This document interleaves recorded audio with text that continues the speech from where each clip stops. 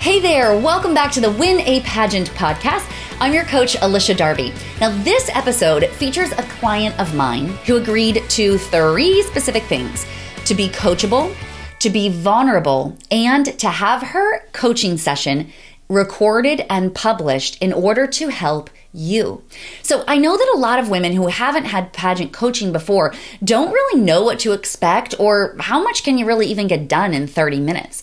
So this client of mine agreed to have her session recorded in order to show you what gets done and how it gets done during a virtual coaching session. Okay, so I want you to listen to this call from 2 different perspectives. First of all, I want you to think, could pageant coaching, especially virtually, even be something that could help you in your pageant prep? I want you to be thinking about that. At the end of the video, I'll tell you how you could make that a reality for you. The second thing that I really want you to pay attention to is I want you to think the things that I'm sharing with her, the coaching that I'm giving her, how can you apply that coaching to your own pageant prep, okay? What are the things that she's learning in this and the skills that she's developing and the strategy that she's learning? How can you apply that to yourself? I'm so grateful that this client allowed me to record this call because I know a lot of the things that she learned during this call will support you in your pageant prep. So sit back with an open mind, maybe get a notepad and a pen handy because a lot of this coaching is going to apply to you too, all right? Enjoy. Okay, so tell me about your social impact project, because I know that was the lead focus, and then you're wanting to kind of branch off of that. Tell me a little bit about that, and how can I help you with that? Yeah. So it's called #selfcare eat to success. And it's all about teaching the community to eat in a way that fuels our minds and bodies to success while taking the focus off of weight and body image. So with my committee, we do lots of mock interviews and fun stuff, but I feel like sometimes I'm not able to talk about it as much as I want to. And thankfully now in MAO, we have the social impact pitch, so they're going to hear all about it, but I would like to bring it into my interview a little bit more if I can. Awesome. Okay, this is great. So tell me about it. Like, tell me where it came from and tell me, give me a couple little elements of it that just to help me understand a bit.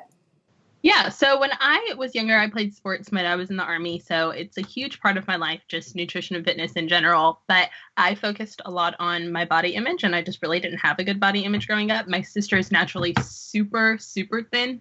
And so even though I'm thin, hearing everyone talk about how thin she was all the time, just for a little kid hearing that and then not hearing it about yourself can be a little like, what's that about? So I struggled with that growing up. And I've just been able to use that this year to talk to a lot of kids. Today is actually 7 months of being Miss Moore County, so that's exciting. Yay, that is exciting. Happy anniversary. I've been able to talk about that over the last 7 months. I have helped 2 kids this year. I was the first person they told that they have an eating disorder. And so I was able to work with them and get them to contact people about that. This is great. Wow, you've done a lot. So, okay, take me back to your childhood with your sister. And do you have like a specific moment where somebody spoke to your sister or to you about body image in that way? Do you have a specific moment that you remember? I just think it was just like, my sister, so we found out she has Crohn's disease, and so why she's so thin is because her body doesn't absorb all the nutrients that she gets from food, but we didn't know that until about a year or 2 ago. And so just growing up, she's always been extremely thin because of that, and there were just lots of times where people talked about it and mentioned it, and just, as a kid, you don't get that just because someone says something about someone else doesn't mean that they don't think something about you. Yeah, right, yeah. Okay, this is good. All right, and then tell me about the future plan of your legacy project. So I'm saying envision yourself as Miss America. What is happening with your legacy project at that stage in the game?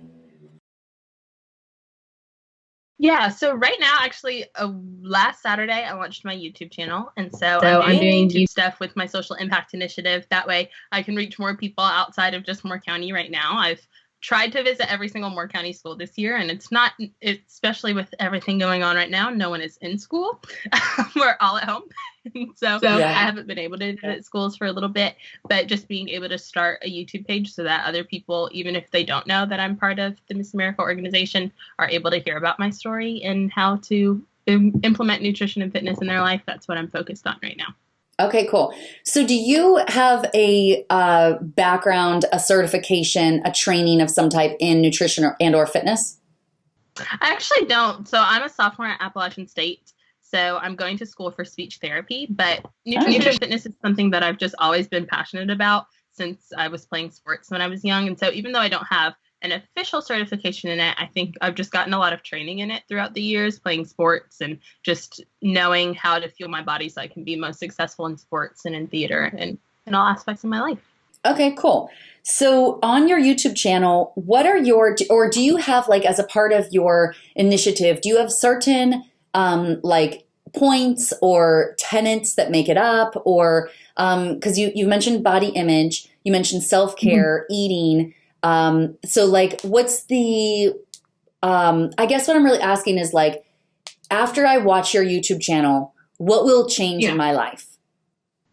So for me, I'm giving lots of tips that are applicable to actual life. I feel like a lot of times when you hear about nutrition and fitness tips, it's like, okay, that's great, but I'm a student. I can't really do that at school. How can I actually apply that to my life? And so hopefully when we get back on campus, one of the videos I want to do is walking people through how I eat healthy on campus and showing them, okay, I look at what we're actually offering in the dining hall with the money that I've already given them to feed me. And then if there's not something there that I want, this is what I do after that, and actually showing people and walking them through that process rather than just being like, well, make good choices. It's kind of hard when you're a student, or when, for my mom and just when we were little being a parent, it's difficult to do when there's stuff going on in your life other than focusing on eating healthy. Yeah, totally. Okay, so your main focus is just eating, or do you bring in other aspects of self-care, or is it just eating? This initiative? My main focus is nutrition, but I also talk about fitness too. I think they just kind of go hand in hand. But obviously, Eat to Success is the social impact initiative title. So it definitely focuses mostly on nutrition, but I tie in fitness as well. Okay. Okay. And then so you mentioned students, you mentioned parents. Is there any specific audience that you really, really think that this is the best for? I think my specific audience, especially this year, has been elementary school kids, only because I feel like if you can catch them young and teach them healthy habits early on, it's something they can carry with them throughout the rest of their life. So obviously anyone can use nutrition and fitness and tips for that. But I think it's really important to teach kids those habits when they're young so they're carrying them on, and then also teaching their parents how to help them implement it in their kids' lives. Gotcha. Okay, this is great. Okay, let me switch gears and ask you about pageants a bit. So how have you competed before? And if so, how many times and what did you place? My first one. Okay, awesome. Okay, but you've been a title holder for 7 months, right? Yeah. And the next pageant will be in June. Okay. How long have you been working on this initiative? Probably, I think a year before Miss Moore County, I started working on it as an actual initiative, kind of loosely posting about it and talking to people about it when I could. And then obviously being Miss Moore County, I've had more opportunities to do so. But like I said, it's been a part of my entire life. So not necessarily completely formally working on it, but just, talking about it when we would have papers in school where we could write about anything that we wanted. Usually I would write about nutrition and childhood nutrition because I'm really passionate about it.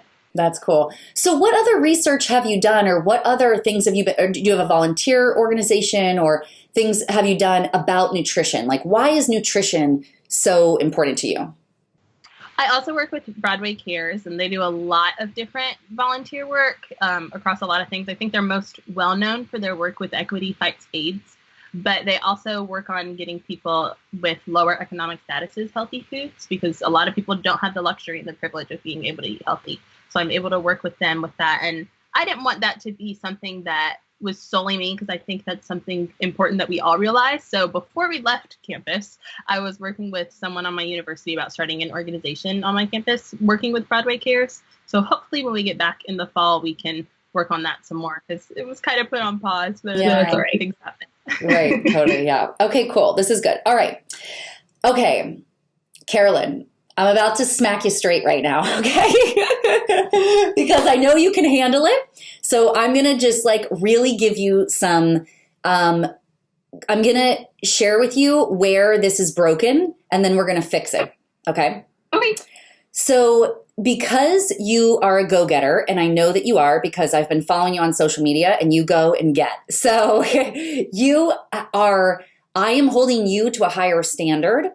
And so what we're going to create today is going to be bigger than you think. Okay. So brace yourself. Yeah, it's going to be good though. Okay. So the social impact initiative, I love it because it actually makes pageant women think beyond just what their strengths are, what their goals are, what their mission is, whatever. And it actually is like, okay, how can I use what all the things about who I am to impact and change the world, right?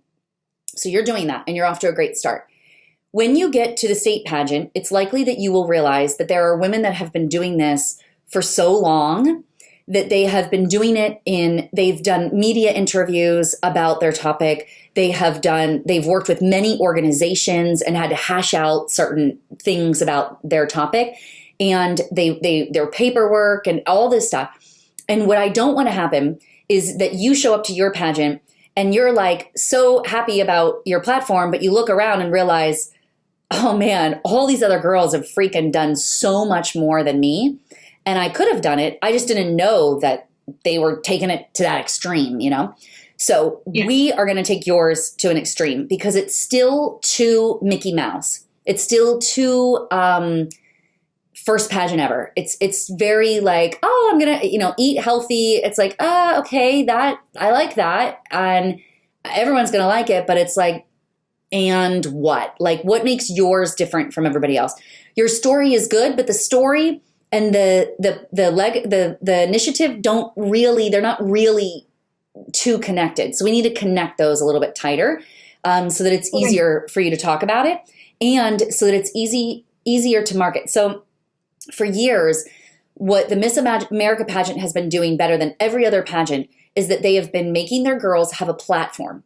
A platform is the thing that you run on. Okay. So if you think about like a political candidate, they win based on the platform that they run on. So Make America Great Again or Change or whatever they stand for, whatever flag they are waving is the thing that brings their people to them. Okay. So that's why and you're able to leverage that to get media appearances, to get sponsors, to get fundraising opportunities, to get all those other things. Okay. What happens is where the downfall is that a lot of women show up and they're like, oh, like, healthy eating, like yours is like healthy eating. And it's like, okay, that's not really developed enough to shake a stick at compared to somebody that is, that wrote a book about a topic and they are training people to read this book and it's become a YouTube movement or some movement around the world or just, I don't know, whatever, something big, right? Okay, so we got to get yours to be massive. It has to be on a national, this has to be something that can be repeatable, a system that can be done nationwide, okay? Okay, so self-care, eat for success. Okay, how long have you been working that hashtag? How long has that been floating around? June before, so I think about a year before I started doing Miss Moore County. Okay, so maybe like a year and a half ago or 2 years ago or so? Yeah. Okay, cool. I couldn't do that math. Yeah. So that's okay. So then you are, one of the things you mentioned was that people came to you and shared that they actually had eating disorders.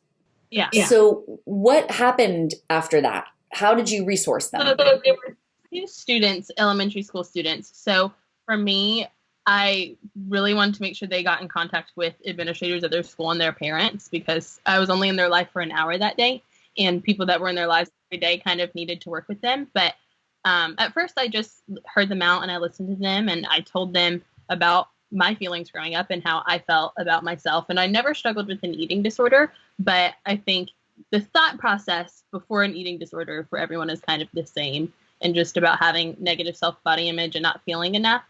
And so I talked to them about that. And then I told them that I would come and talk to their teacher of the class I was in with them. And we talked to their teacher and they were able to then sit down with their guidance counselor and call their parents, which was good.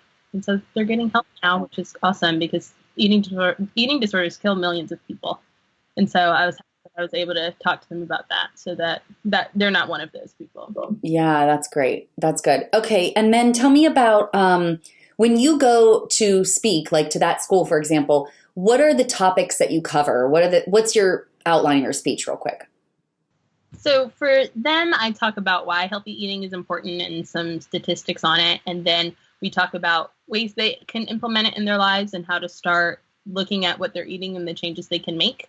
And then one of my favorite things that we do is a little activity, and I have all of them close their eyes and raise their hand if they've ever had negative thoughts about themselves and their bodies, because all kids have them, but they don't really like to talk about them and they don't feel like everyone has them. And so then I have them open their eyes, and when they see everyone's holding their hand up, it's like, oh, okay, this isn't something I'm alone in, and I can confide in other people about that. Wow. And we talk about something we can do for our body image and all sorts of stuff like that. And I don't use Google Slides. I use an interactive platform where they're able to anonymously ask questions at the end. That's cool. And so I had to unplug it so it's not on the screen anymore, because little boys like to ask silly stuff that they just want a reaction about. But then I'm able to answer questions and they don't have to feel singled out because they raised their hand and asked it. Yeah, this is good. Okay, so body image. So if I have a bad self-image of my own body, what can I do? So the first thing that I think is really important, especially for younger kids, is that they're not having people in their life that are feeding that voice purposefully. And if someone is, and maybe they don't know it, like when I was younger, that you talk to them about it and you tell them how it's making you feel. Because I feel like if I would have talked to my parents about that sooner, it's something that we could have discussed and had a dialogue about. Also, I talk a lot about social media and not following people on social media that make you feel bad about yourself, because that's something that I didn't grow up with social media from, kindergarten, and now kids are. So they're seeing people online that they think that's how they should look. And so I tell them, if you look at someone every single time and you think that they look a certain way that you want to look and they make you always feel bad about yourself, stop following them. And when you have negative thoughts about yourself, always counteract them with something positive, so that you're not only feeding your negative voice, you're feeding something positive to you. This is good. Okay, cool. Okay, so now healthy eating. What are the top 3 things that you would say that I could start eating healthier right now? So, yeah, one thing I talk about is keeping a self-care journal for a week and seeing what you're eating and how all of it is making you feel. Because even if there's a food that is healthy for you, but it doesn't make you feel great, that kind of counteracts what I'm all about as far as eating and nutrition anyway. And so seeing what makes you feel good and what makes you feel the best, and reminding them that how something tastes isn't necessarily, if it tastes good, it doesn't necessarily make you feel good, because they tend to cross those wires. That's good. Let's think about that. Those are a little different. Yeah. And then I like my train of thought. I have one more. I guess I talk to them about all the food groups and how each one helps us, because a lot of kids, they see their parents, they go on diets, they cut out carbs, they cut out this or that because they think it is going to help them lose weight. And for me, I think especially kids, they need to eat all the food groups because it has all the vitamins and minerals they need to grow. And so telling them all these things are good, you just can't have only grains, or you can't have only vegetables, because you're not going to grow and feel great that way. And then just talking about cutting out foods that have that prepackaged stuff on it and eating those things that are packaged and made for us from the environment. Those are the best foods for us. And we can enjoy those other things sometimes. I always remind them that I love ice cream sandwiches. I love Bojangles. We can have it. We just can't have it every day. Yep, that's good. Yeah, this is great. Okay, cool. Oh my gosh. Okay. All right. So I'm gonna take what you just shared with me. I took a bunch of notes, and I'm gonna kind of rework it and share it back to you in a way that I think might be more organized for your own mind, but also for as you communicate it. So one of the things I've found as really, really helpful especially in your interview, in an interview setting, but also in all other areas. So in your paperwork, in your social media, in your everything, even actual media interviews, is you want to have a couple tenets of your initiative. So you want to say, okay, here's what it is, and here are the 3 things that I stand on no matter what. Okay. So you just shared so many things. You mentioned first healthy eating, and then you mentioned the body image, and then your story, and there's a lot of these things are disjointed. So we want to make it really clear. Okay, so I'm going to repeat it back to you in a way I think that might be helpful. And we're recording this. You're going to get the recording, so don't feel like you need to scramble writing notes, but just kind of think through it with me. So it sounds to me like when you were young, you were hearing your sister getting these compliments and you weren't. And if it would have happened once, maybe you wouldn't have noticed. But because it happened over and over and over and over, you started to question your own self, your own body image. With that, and with all the marketing that's going on in our world today, it was implied that being super skinny was better than being not skinny. And so you, as a child, were thinking, well, how do I get that then? If she's getting compliments for that, I ought to get that. And it could have led down a path of eating disorders or a variety of other things. But what it did do is it created a self-conversation with yourself about your own body image, which means then you start questioning food and you start questioning exercise and start questioning all these other things. What is the way to do it? So it sounds like what you did first is you analyze the conversation in your own mind, which is the body image conversation. So you gave 3 tips. I think it comes down to actually 2 tips, which relate to food as well. Most nutritionists will tell you the easiest thing to do first is to add food to your diet. So what a lot of people think is they think, oh, I better stop eating meat, or I better knock off with the sweets, or I better take out the. But really, your body, it's easier if you add vegetables to your breakfast. Yeah, I talk about crowding out junk. Yeah, crowding out. Like, you have so many other good things in your fridge, you just don't have room for the bad stuff. Yeah, that's good. That's good. Yeah. So first you add the good stuff. Then you take out the bad stuff, right? Well, the same is true with mindset. So you said first, be aware of what are the messages coming. But the first thing that I think I would encourage you to do is say, add a positive voice. So who can you add to your life that is speaking life to you, that's speaking positivity to you? Maybe you have to ask for it from your friends. Maybe you come to your YouTube channel and you actually are able to get that inspiration. Or maybe you tell them, hey, talk to me because I'm the one that I can speak life into you, you know? So that's kind of the thing of like, as a pageant girl, you're the inspiration, you're speaking life to people, you're the one that's the positive voice when everyone else might be speaking negative things, right? Okay, so that's what. The second thing is to delete the negative voices. Unfollow the social media people. Stop talking to the friends that are being nasty to you. If there's somebody in your house that's saying, if your brothers and sisters, tune them out. So it's getting rid of, but first add the positive stuff. Then we're aware, now we can tune out the negative stuff, you know? Okay, so with that, so now you've got we're adding, so now that for a bunch of middle school kids, they're not going to remember, okay, I got to do 3 things for self-care over here, I got to do 6 things over here, I got to all those other, they're not going to remember. They need to just know a couple of things. And those could be to add in the positive and to delete the negative or unfollow or cancel it. So this is I think this is becoming a thing now for like the young people, in my words. But like at our church, we often, when somebody says something negative, we often will be like, cancel. So if someone's like, oh man, it's going to rain tomorrow, we're like, cancel. Like that is not happening. Okay, well that's now it's like a popular thing. But that's something that you could encourage, that when they hear those bad things about themselves, cancel. And you can say cancel. You could say it in your own mind. You could say it outside of it, but like delete that. And I do not receive that into my psyche. You know, so you're training them to get rid of that. Then you're saying, now here's the positive things, you know. So then they're going to need resources. They're going to need, well, where do I get these positive things? I'm supposed to be I'm in 3rd grade. How am I supposed to add positive things, you know? So now you can share with them, well, here's some things that you could add. You could add apples. You could add spinach. You could add give them like a small list of things that they can add, okay? Now, one of the things you mentioned was a self-care journal. Have you ever created a self-care journal, like for yourself or for others? Yeah, I actually track my food regularly just because I like to know what I'm putting into my body. And I think sometimes, especially with prepackaged foods, you think they're healthier than they are. So for kids, a lot of them don't have phones and apps that they can use. I do mine on my phone in an app, but yes. Perfect. So for a kid, maybe you could create a journal that's like, you know, like think about a kid writing with whatever they would write with, a pencil, I guess, or crayon, or I don't know what kids write with, I don't know.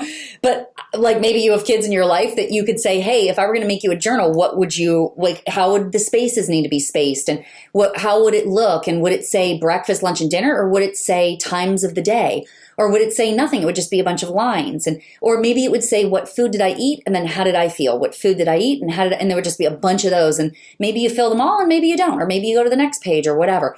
That could be really valuable, and that could be then something that could eventually be your growth mechanism, so that when you're standing on stage at Miss America, now this becomes like the printed thing you're signing autographs into and giving it to children, and it looks like a coloring book, and maybe it even has coloring pages of fruits and vegetables, where it's a coloring book, but it's also your journal. And then there's this woman, since you're into fitness, you might know Chalene Johnson. Are you familiar with her? I don't think so. Okay, so she's like a fitness influencer. She started a lot of the plyo or stuff in Beachbody. She was did a lot of videos and stuff. Anyway, Chalene Johnson, she has what she calls a push journal. And it's like getting you through, pushing you to get your goals. It's for adults, but she sells them in each month has like a different color. And so you could buy just 3 months, or you could buy the whole year, And then you've got your whole year of hardback cover books, and you're filling them out and you're goal setting, whatever. I'm envisioning something similar to that, but for kids. Maybe it's a coloring book. Maybe it's a sticker book. Maybe it's just something that gives that they want to have. They want to carry with them because it's like cool. It's like their thing, But it also is helping them to not just track what they're eating, but how do they feel. So then you don't get in trouble with people suing you because you told my kid to eat more apples and you're not a nutritionist, right? But really, you're just helping them track and how are we making you feel. And so that self-care, because self-care is about it's about caring for who you are in a variety of different ways. But the only real metric, how do you know? Did you care for yourself? Well, I don't know. What did I brush my hair 12 times today? Or did I brush my teeth twice? Or how do I measure that? The only way to measure self-care is how you feel. How do you feel? So if you train, so I'm even suggesting that you actually shift your speech, your public, everything to self-care is about how you feel. And we are getting a lot of messages that are making us feel bad about our body image, that are making us question what we're eating and what we're putting into our bodies that's fueling our bodies. All of that is guess what? Circling back to how we feel. So now I'm just going to not eat today because I want to lose weight so I feel better about myself. But then all day long I'm exhausted, I am hungry, I'm angry, I don't feel good. So you're doing that to yourself then. Like you need to care for yourself so that you feel good and push out all of the negative self-images. It would simplify your platform. So instead of thinking of it as, it's about self-care and it's about food and it's about all these healthy things and body image, instead we boil it down to, hey, I had this experience growing up where I was questioning my body image. What it led to was making questionable choices with food and then having to rethink food altogether. But what I found is that it really, self-care comes down to just how you feel. That's the only way you can measure whether or not you are caring for yourself is how you feel. So I go into schools and I teach kids about we have to pay attention to how we feel, not just how things taste and not just what other people are saying about us, but how do you actually feel? Does that make you feel happy? Does that make you feel like you've got energy, like you're motivated to do more things? Or does that make you feel tired or angry or disappointed? Yeah. So you're coaching them through what are feelings even, Like you're coaching them through how are we feeling about now? What's the plan? What's the action plan? Well, the action plan is twofold.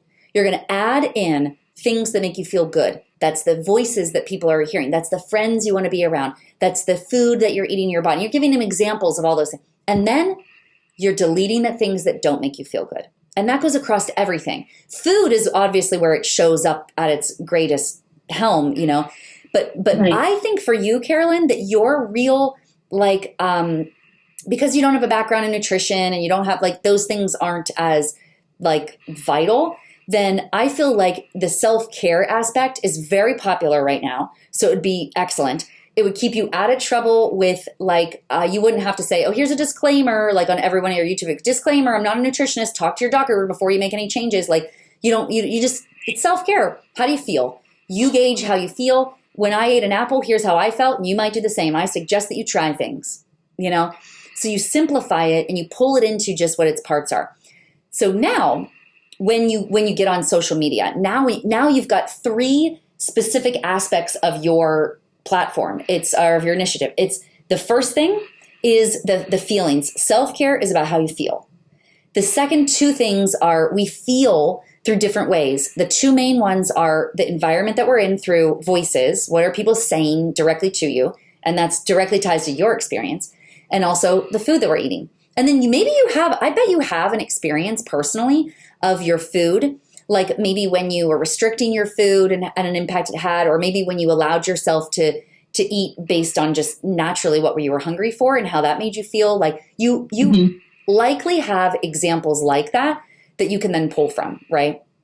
Yeah, for sure. So how is this sitting with you so far? What's working for you, and what are you kind of like, this might not work? I really like the book idea. I think that is super cute. I like it. I think it definitely simplifies everything and kind of streamlines it a little bit more and ties in my personal experience with nutrition and fitness better. So I like that. Yeah, cool, good. Originally in your application and stuff, your form for this call, you'd said like you needed help with the conversation loops. How do I bring this back? Like how do I bring back these things? So the reason that people tend to struggle is when your platform is everything. So when your platform's all the things, it's eating, and it's for kids, and it's for parents, and it's for adults, and it's for college kids, and it's for everybody, and it's too much, It's like it's for everybody, then it's for no one at all, right? So if you focus your efforts on focusing on children, and yes, the children are not buying the coloring book. The parents are buying the coloring book, or the teachers are creating wouldn't it be cool if teachers around the country or world had a feelings station where kids could all just write, here's what I felt today, or after lunch, everybody come back. Okay, get out your food journal and write down how you feel.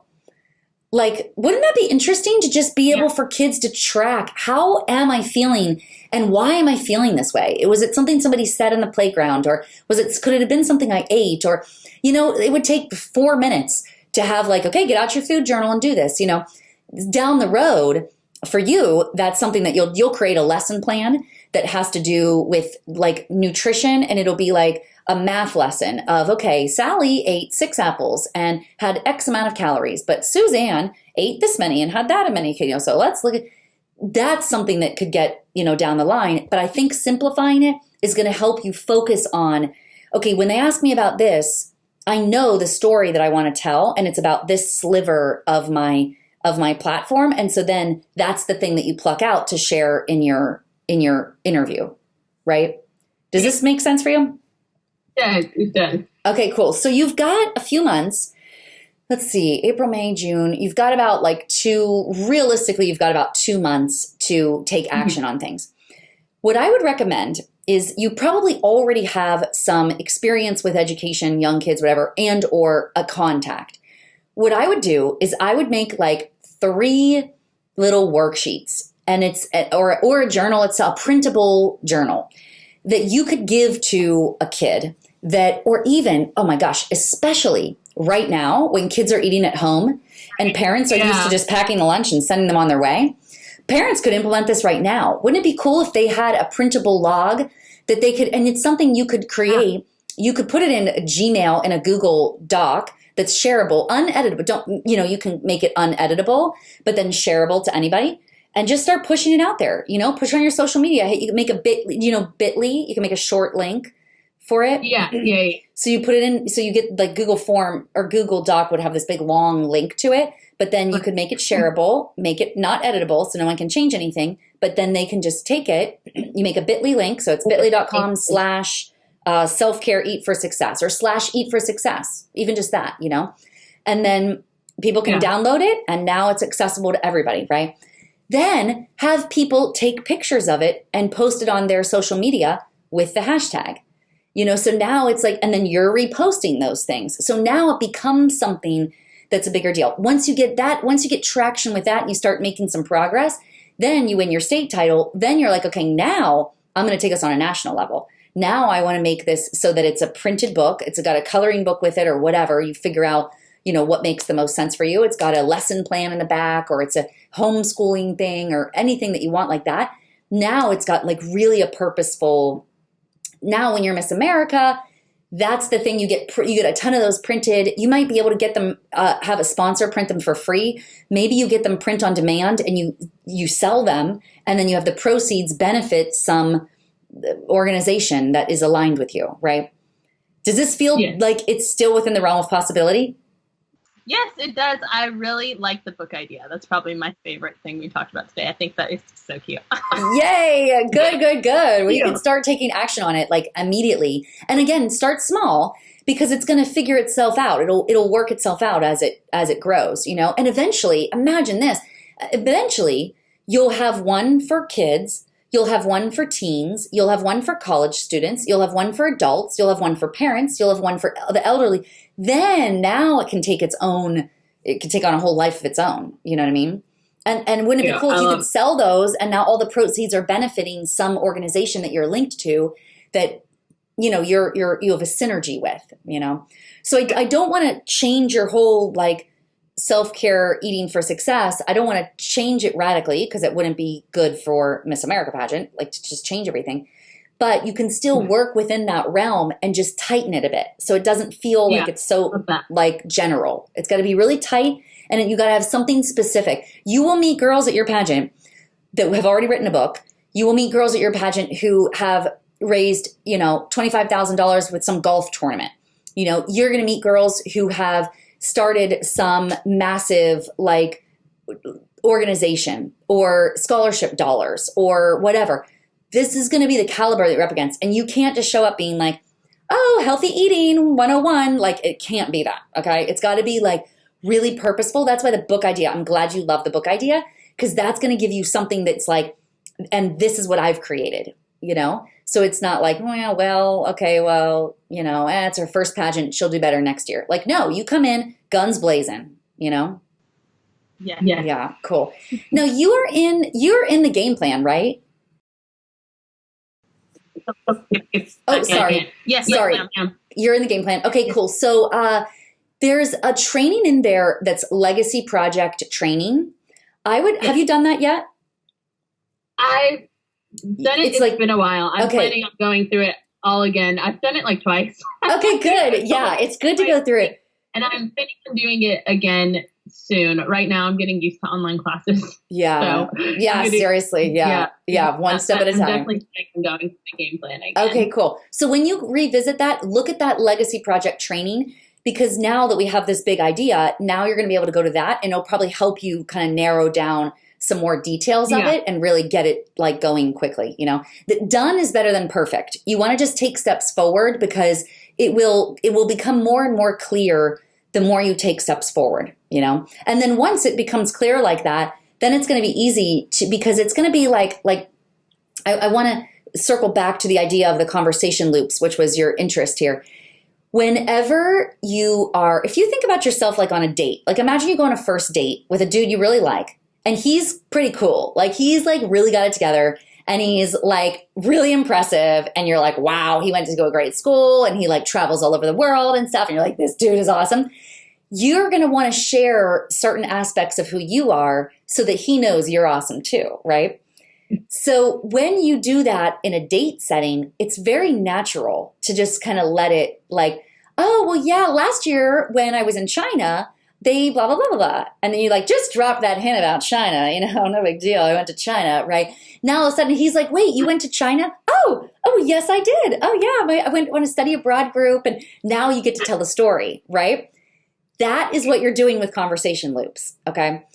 So the reason it's a struggle before our conversation, the reason that was hard for you is because you didn't have specific things that you really stood for and stood against. You were just like, oh, eating and healthiness and fitness. And it's like, oh, all the things, right? Now that you've got real clarity on, no, it's self-care is about feeling great. That's the only metric. The only metric you can judge self-care on is feeling great. You can't compare yourself. I can't compare myself to my sister. That's not self-care. My only metric is me, right? So then you share, okay, so now you've got that aspect of it, but then you're like, oh, I want to tell the judges about the fact that I want to add and remove that whole like concept of like you add in the good stuff first, then so if you want to work that in, then, and they ask you about like, what's the best vacation you've ever been on? And you're like, well, I took this trip to Greece. And what is so interesting, it was the first time I was in Greece, everything was Mediterranean food. And I loved the Mediterranean food. And it was because I realized that I had not added in vegetables and fruits. I had no idea to even add that. And now today, when I share it with my students, I tell them, look, add the stuff first. That trip was the thing that made me realize you have to add good things before you can subtract. And then they're like, oh, your students? What do you mean? Tell me about you talk to students. Oh, well, yes, I do. I do public speaking all over the nation. And here's what I do. And here, so you're tying in a small little snippet of another tenet of your platform, of your brand, really, you're tying it in to every question that they ask you, So, and you'll be able to do that once you have those really like solid, right? Cool. Yeah. All right, my dear. Do you feel good? I know we've gone over time. Sorry, we've gone over. All right, no worries. Cool. Good. I'm glad that this was helpful for you. Is there anything else that you can think of for us to just put a bow on it? Anything else? No, I don't think so. Cool. Good. Well, keep me posted. I'm going to want to hear. Yeah, you got to let me know how things are going. And chat with you. Yes, you too. I'm glad we got to do this. And I can't wait to see your book now as it comes together. Ooh, wasn't that good stuff? Oh, I hope you learned so much from her. I know I had so much fun doing this strategy call with her, as we usually do. It's fun. So 2 things. If you need to hear more of these strategy sessions, because they're so good and you can learn so much from them, then just search strategy sessions, because I have a few more clients that also agreed to be recorded. So you'll be able to look at the behind the scenes of their calls as well. And then if you are ready to schedule your strategy session, you can go to winapageant.com/coaching. That's going to take you to my calendar so you can see what appointments are available and when you can book yours. And you'll also see pricing options there, which types of calls are available and how much do each of them cost. And you can book your call directly from there. I cannot wait to work with you. Head over to winapageant.com/coaching to check it out. I'll see you next time.